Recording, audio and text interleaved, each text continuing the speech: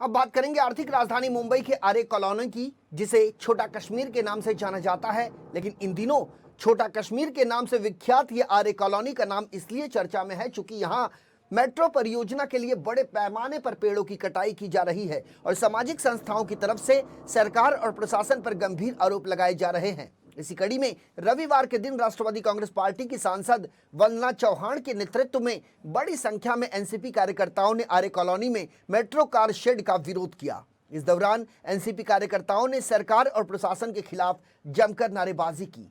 तो ये तस्वीरें टीवी स्क्रीन पर आपके सामने है, जो मुंबई के गोरेगांव पूर्व स्थित आरे कॉलोनी की है। दरअसल उद्धव ठाकरे की जब सरकार थी महाराष्ट्र में, तब उन्होंने पेड़ों की कटाई पर बैन लगा दिया था, जिसके बाद यह काम खटाई में पड़ गया था। लेकिन एक बार फिर से महाराष्ट्र में नई सरकार का आगाज हुआ।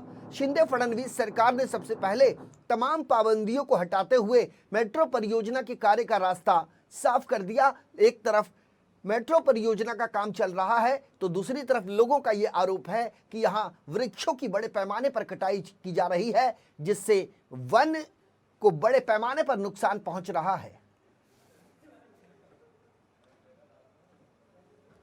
आपको मालूम होना चाहिए एनसीपी पहले से है इसमें, ऐसा नहीं है कि इधर कुछ पॉलिटिकल मलाई खाना इसलिए नहीं है।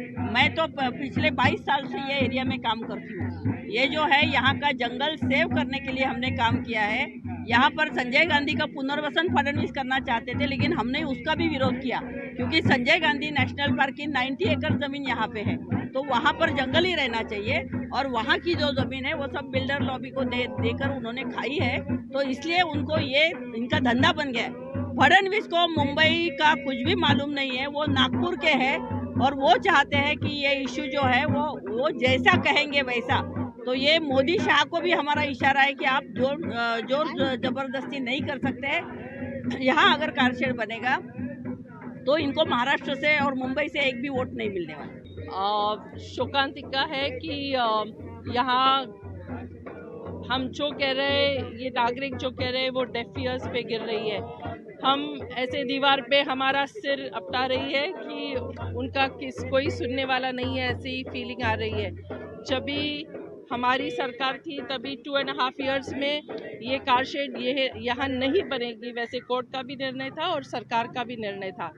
पहला निर्णय अगर शिंदे सरकार और फडणवीस सरकार ने लिया होगा कैबिनेट में, तो वापस वो यू टर्न लेके यहाँ कार शेड बनाने का किया है। ऐसा होता कि जगह ही नहीं है दूसरी, तो हम कुछ तो समझ सकते थे, लेकिन दूसरी जगह है कार शेड के लिए। और ऐसे होते हुए यहाँ एक प्रिस्टीन फॉरेस्ट है, बरसों यहाँ वाइल्ड लाइफ है, बरसों यहाँ आदिवासी लोग रहते हैं, उनका लाइवलीहुड इस पे टिका हुआ है। यहाँ बड़े बड़े पेड़ है, ये ऑक्सीजन, अभी कोविड हुआ 2.5 इयर्स में, ऑक्सीजन का कितना महत्व है हम सब उसमें सीखे, और इसके बावजूद ये निर्णय लेना ये एरोगेंसी है इस